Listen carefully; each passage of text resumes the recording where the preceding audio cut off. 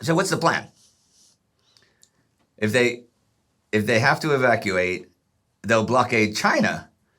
But wait, wouldn't evacuation require like all of the ships for, evacuation? Who would do the blockading then? Details. Yeah. Okay. Yeah. I'll talk to you later. August 5th, 1951. It seems a contradiction in terms, war without victory. But at just this moment, that is specifically what the UN forces are fighting for. But what does it involve? And how do you achieve it? It's on everyone's lips just now. War without victory.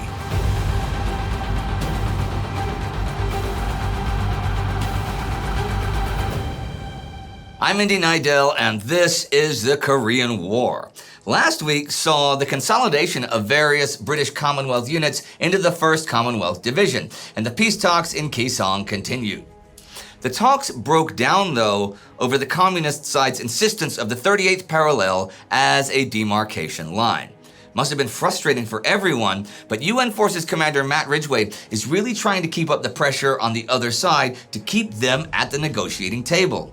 On July 30th, Ridgway launched the JCS-approved unpublicized mass air attack on Pyongyang. 445 Far East Air Force and Marine aircraft took part in the raid, which inflicted enormous damage on the North Korean capital. This week on August 1st, Turner Joy, heading the UN delegation, expresses a willingness to discuss any line related to the present military situation other than the 38th parallel. Nam-il, heading the opposition's delegation, says he's made his stand. And hey, his guys are willing to give up territory they hold south of the parallel. Although, as we've seen, the only such territory they hold is the river estuary lands west of Seoul, and neither side wants those for much of anything.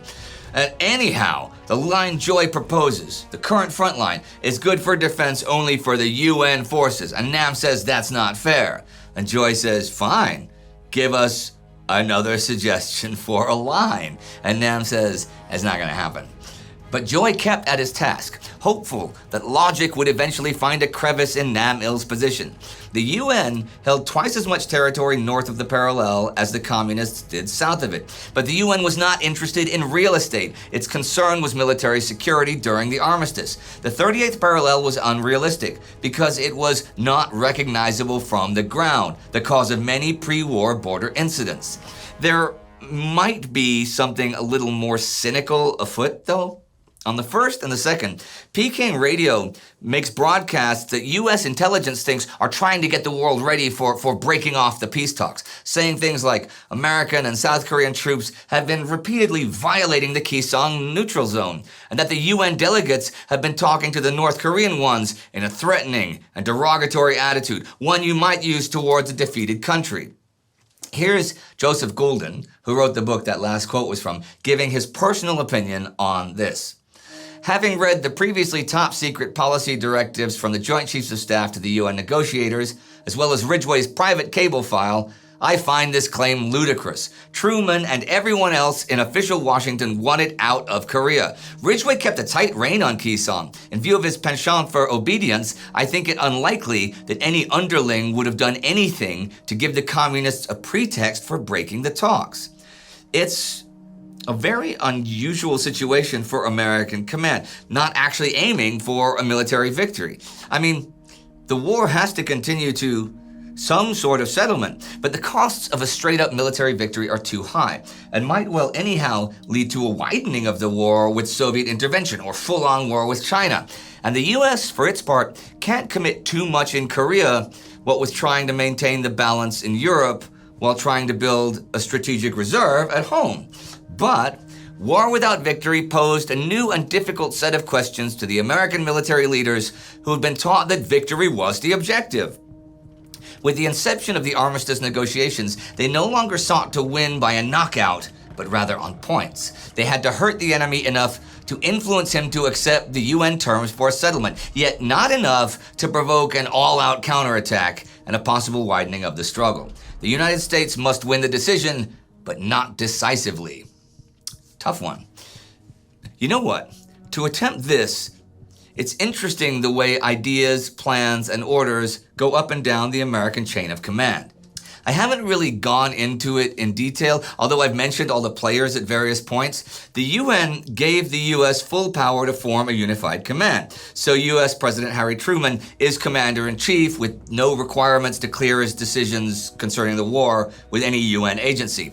All directives, save the most mundane and routine, that concern the Korean War pass through his office. And while a lot of what he does is say yes or no to things, his is the final approval.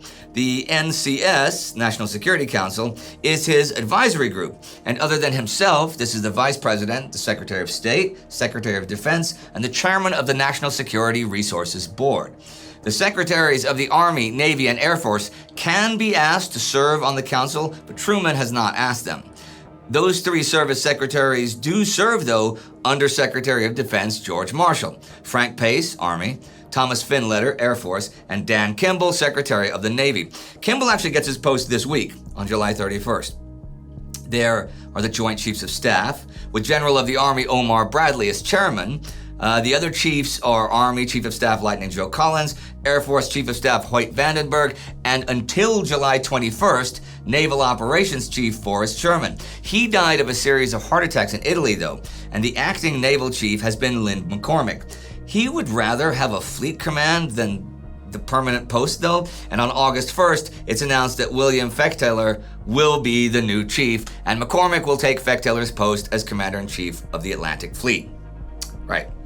To ensure close coordination between the military and political officials who were responsible for preparing plans and positions of policy relating to the Korean War, Secretary Marshall had ordered the resumption of informal consultations between State Department and defense officials and instituted weekly meetings between representatives of the State Department and the JCS. So any military stuff that they propose that might have political implications is gone over by state and cleared by Secretary Atchison before it goes to the president. Below all of this are the unified commands. Post-World War II, the Joint Chiefs of Staff created the unified commands based on geography. So they're under the Joint Chiefs Strategic Command, but each one's executive responsibility lies with that service the chiefs think has the most interest in the region, which in the Far East Command is the Army. So Joe Collins has made G3 Staff Division, G3 is operations, G3 Staff Division his executive agent for Far East Command. So they send whatever is decided higher up to Far East Commander Matt Ridgway.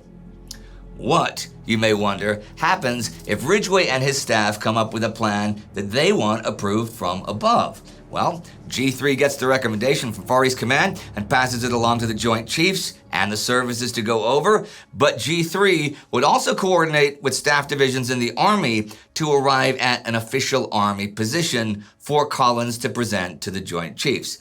If this plan goes beyond strictly military, then state would be roped in to get their approval.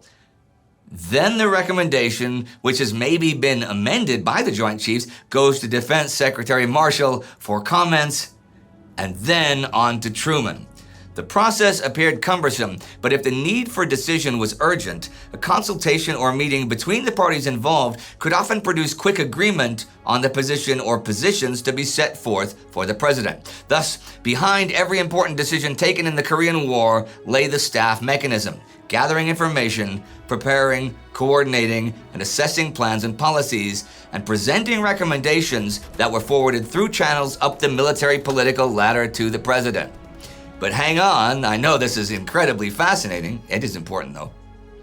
Not all plans come from the top or from the theater commands, right? What if the JCS staff or the G3 staff comes up with a plan of its own? Then those plans are first coordinated with theater command before going up the line. The Joint Chiefs have gotten a bunch of alternatives prepared. Military force likely isn't going to win the day in Korea, but global tensions might not allow any solution until tensions relax. So the pressure in Korea has to continue, at least to the point that whatever settlement there is doesn't sacrifice Taiwan or give Mao's China a seat at the UN. Should those Chinese expand their actions beyond Korea, there are also preparations. There's even a plan for blockading China if the UN forces, for whatever reason, have to evacuate Korea. Ridgway chimes in here that such an evacuation would require every ship under his command, so who's going to do the blockading? They say they'll settle command issues based on actual conditions should this ever come to happen. So don't worry about it. The naval blockade might also be a weapon if the truce negotiations broke down. Although general war with China was to be avoided, they recommended that the United States be kept ready for general war on short notice. Many of the restrictions imposed on Ridgway's ground and air operations should be lifted if the negotiations failed, and Japanese defense forces and South Korean military units should be developed, trained, and equipped as quickly as possible. Should breakdown happen, they plan to also urge the other UN nations with force in Korea to support a blockade of China, lay on some political and economic pressure, and send over more units to this part of the world. Speaking of other nations with force in Korea, I talked last week about the formation of the Commonwealth Division and about the size and the needs of the UN forces. But there's more to cover there. Ridgway, in addition to artillery he wants that I also covered last week, wants more aerial and naval forces. This because he is particularly worried about the possible Soviet threat to Japan. And should the war expand, he'll need that to counter any real Soviet threat. But you know, as long as the international situation remains as it is, and the North Koreans and Chinese are not sending up a lot of air power, the Joint Chiefs kind of do have a point in thinking a major deployment shift is uncalled for. In case you are wondering what the UN has got in the skies, Otto Wayland, who commands the Far East Air Forces since George Stratemeyer died last month, has 99 B-29s of the Strategic Air Command on Okinawa and Japan proper for bomber support of Korean operations. If you wonder about tactical support, Frank Everest's 5th Air Force has at South Korean airfields 3 fighter bomber wings, a light bomber wing, and 2 fighter interceptor wings, and a fighter escort wing and a light bomber wing in Japan. 5th Air Force is also in operational control of the 1st Marine Air Wing. There's also squadrons of Australian and South African fighters. Make no mistake, the UN has aerial supremacy over Korea, and they're not even challenged all that often at this point, except up near the Yalu River. But that isn't even all of it. There's tactical air support from the Yellow Sea and the Sea of Japan from carrier-based naval air squadrons. In July, Task Force 77 is off the northeastern coast of Korea, and it has carriers Princeton, Bonhomme Richard, and Boxer, sending out planes for close support, recon, and sub-activity. Taffy 95 in the Yellow Sea and the southern and eastern coastal waters is the blockading and escort force. And it has 2 carriers among its 85 ships, and many of those ships are from other UN nations and South Korea. The guns of both these task forces provide coastal support. There's also Task Force 90 standing by in Japanese waters, ready to support amphibious operations. The enemy cannot be more than a minor nuisance in terms of shipping, although there is the ever-present danger of coastal mines, which they have laid all over the place. The UN forces in this war, as it stands today, are not vulnerable in the air or at sea, only on the ground. But who are they fighting on the ground? 8th Army Intelligence at the beginning of July estimated the strength of the communist forces in Korea to be 459,200 men. Of these, 248,100 Chinese. Combined headquarters is technically where command is, under North Korean leader Kim Il-sung and a staff of both North Korean and Chinese officers. However, actual operations are directed by Peng Dehuai's Chinese People's Volunteer Army headquarters in Mukden. Combined headquarters it's more of a clearinghouse, and at the actual front, the Chinese have 5 army group headquarters, each controlling at least 2 armies. The army is the main self-sufficient tactical unit in the Chinese military, and is between 21 and 30,000 men strong, so it's like 1.5 to 2 American divisions. Each Chinese army has 3 divisions and usually, though not always, has an artillery regiment and engineer, transport, security, and recon battalions.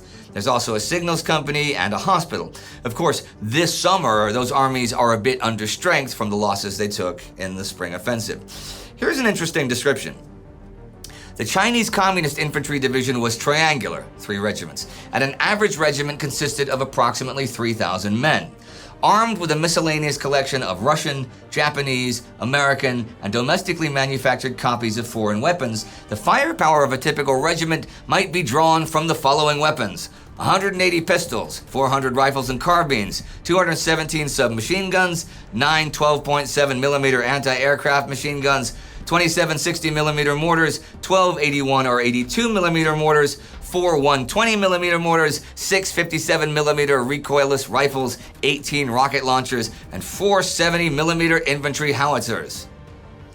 The artillery regiments were usually 3 battalions strong and had 36 pieces. These could be anything from 75mm cannons to 155mm howitzers, and could also be of Soviet, American, or Japanese manufacture. As for the North Koreans, Kim Il-sung is commander in name, but most direct strategic control is wielded by his deputy, Secretary of Defense Cho Yong-gun, or Chief of Staff Nam Il. On the tactical level, the highest command is front headquarters under Kim Il. Their army is set up differently from the Chinese though. The Corps is the main tactical unit and is roughly equal in size to 2 American divisions.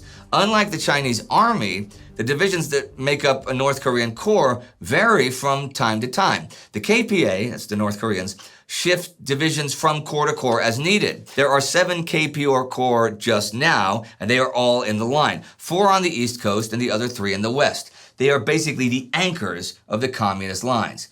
They also fight differently from the Chinese.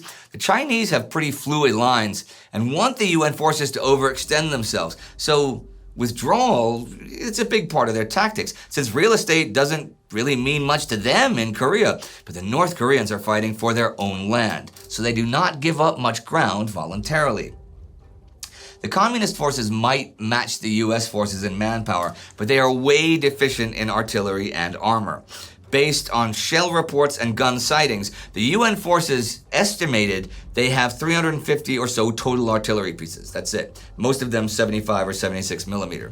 All of the Chinese armored divisions are still in China, and the KPA has but 1 north of Pyongyang on the west coast. There's also this possible foreboding.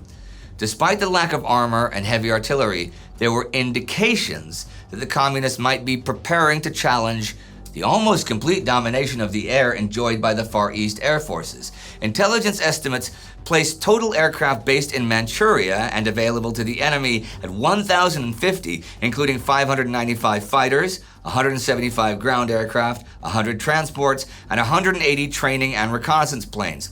Some 445 of the fighters were jet-propelled and included the fast MiG-15, which was in some respects superior to the best UNC fighters. Far East Air Forces estimated the Russians were furnishing the aircraft as quickly as the Chinese Communist Air Force trained pilots and maintenance personnel. There's even something else within all that, along with what I just said, that might compromise UN aerial superiority. There's a shortage of Sabre fighter jets. That's what you're going to need to counter MiG-15s. And the acute shortage of Sabre jets continued to impede operations and raise the danger level for those pilots in the theater. Far East Air Forces is in urgent need of about a 50% increase in Sabres, but the Air Force Chief of Staff, General Hoyt Vandenberg, will inform Far East Air Forces to expect no more than a 10% raise. 8th Army remains on high alert even though all is quiet in the field. And I remain on high alert for any and all events in this war to bring them to you week by week, and it is now the end of this week of the war, with the 38th parallel being the big sticky issue in negotiations, and the US and UN trying to figure out what exactly and how exactly war without victory, victory in the field, should be fought. War without victory. That terminology might not be correct for what they want. Would not an end to fighting, an end to young men dying by the thousands be a victory? Would not a lasting peace that contains the communist forces be a victory for the UN? Peace isn't victory, and even if we say military victory, must that involve conquest? Should a line be drawn that ends this war? That can be a victory for the UN. And for the Chinese, who've shown themselves capable of fighting the UN and especially US forces to a stalemate, that's a big victory. The problem is, not everyone has the same idea of what a victory is. And half his country under control of Kim Il-sung is not a victory for Syngman Rhee. And half his country under the control of Syngman Rhee is not a victory for Kim Il-sung. And yeah, that is a big problem. How in the world will all of this work out? We'll just have to keep following along and see, and I will be there every step of the way thanks to the Time Ghost Army. This channel's Time Ghost Army member of the week is Julie Clark. You too can join the army at timeghost.tv or patreon.com and be part of all of this. It's awesome, right? Yay! Yay. Do not forget to subscribe. See you next time.